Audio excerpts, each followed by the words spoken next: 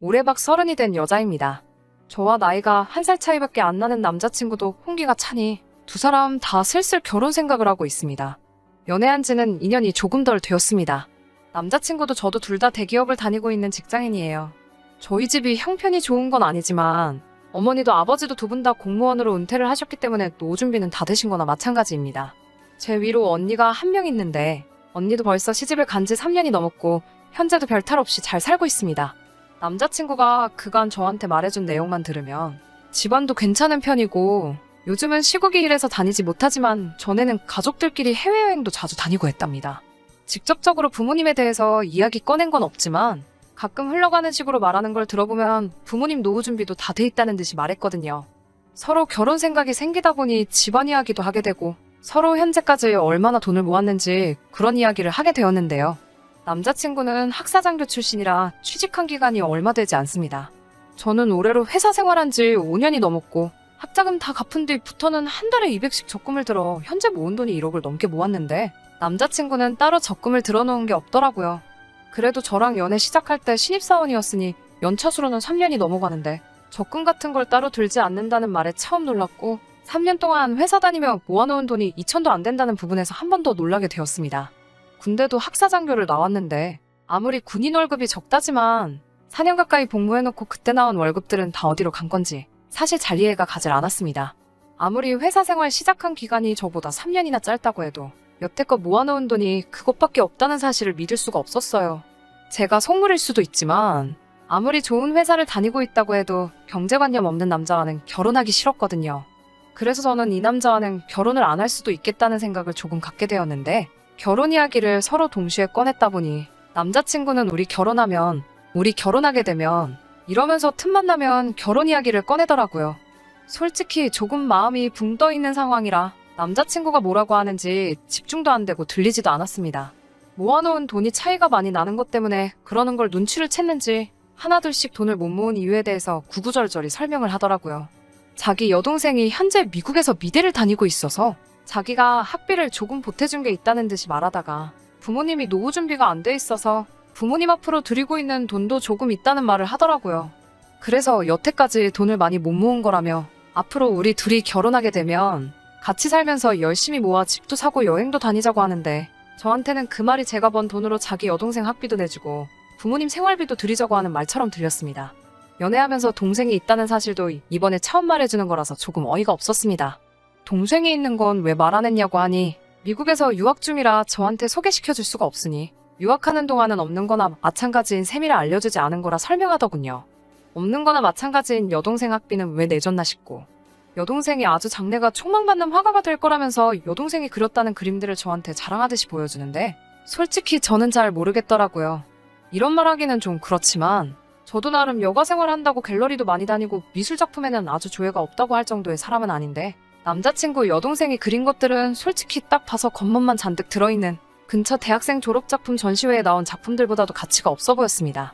정말 재능이 있고 장래가 촉망받는 화가라면 학교에서 장학금까지 내주며 데리고 있을 텐데 학비 내주고 있다는 말을 들으니 말한 만큼 재능 있고 촉망받고 있는 인재는 아닌 듯 하고요. 제가 봐도 딱히 재능이 있어 보이지는 않는데 수많은 미대생들을 배출시켜온 미국 대학교에서 볼 때는 오죽할까요? 심지어 여동생이 27살인데 아직도 대학생이고 저랑 만나온 2년 동안 여동생은 대학생이었고 아직도 대학생이라는 소린이 27살인데 현재 몇 학년인지 짐작조차 가지가 않습니다. 본인 돈으로 학교를 다니고 있는 게 아니면 대학원에 가고 싶다고 할지도 모르는데 제가 피땀 흘려본 돈 가지고 생판 얼굴도 한번 못 본 남자친구 여동생 뒷바라지 하겠구나 싶어서 숨이 턱턱 막히더라고요. 부모님은 노후가 돼 있는 거 아니셨냐고 왜 결혼도 아직 안 했는데 생활비를 드리고 있느냐 물었더니 두 분이서 식당을 하고 계셨는데 코로나 때문에 문을 닫게 되면서 어머니는 현재 집에 계시고 아버지는 자전거 타고 다니면서 배달을 하고 계신다고 하더군요. 거기서 제가 말을 잇지를 못했어요. 노후 준비가 다 되셨다는 분들이 자전거 끌고 이 추운 날에 배달 일을 하고 계신다니? 배달 일을 하시는 분들을 무시하거나 하는 것은 아닙니다.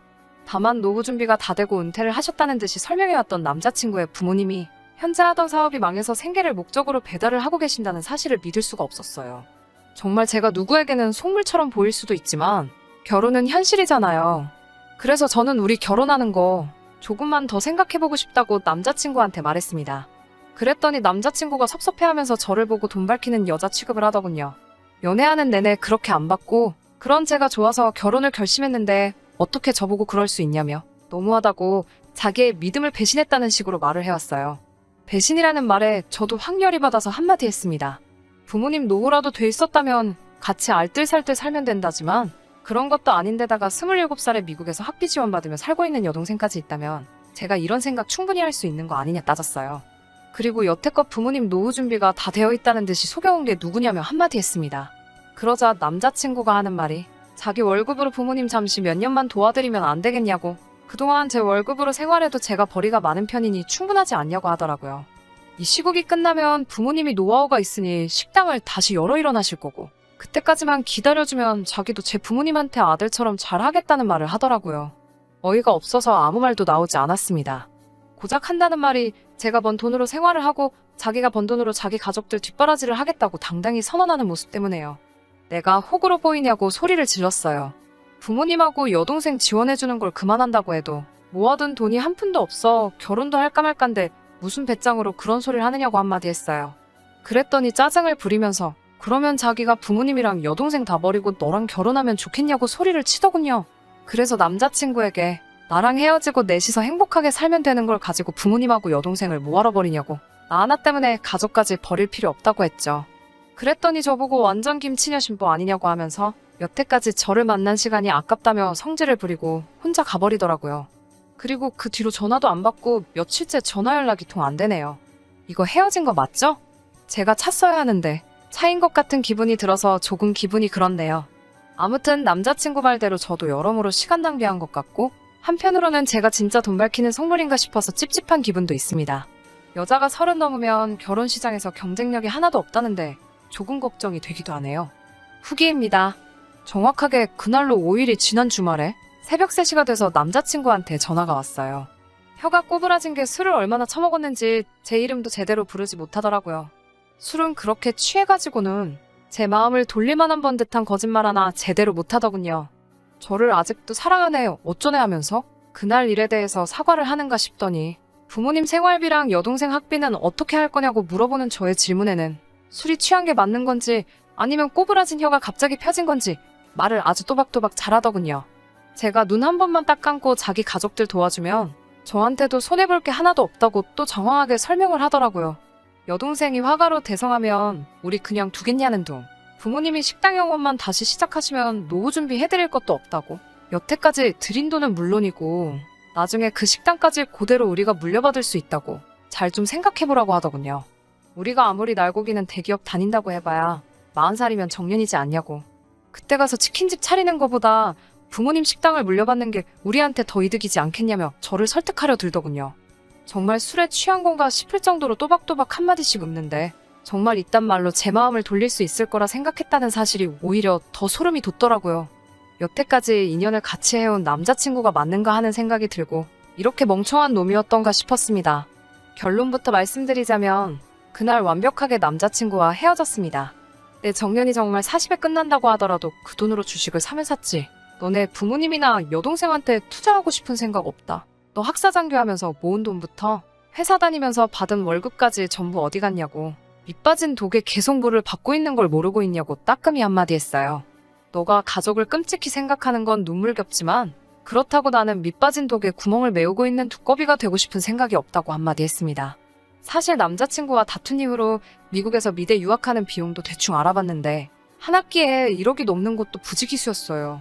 그래서 여동생한테 투자한 돈 본전 뽑고 싶으면 지금 한 푼이라도 더 여동생한테 학비 명목으로 보내주는 게 아니라 누가 봐도 재능이 없으니 최대한 빨리 귀국해서 취직할 준비나 하라고 하는 게 너한테도 네 여동생한테도 더 이득일 거고 그 누구도 너한테 해주지 못할 참된 조언일 것이라고 말해줬어요.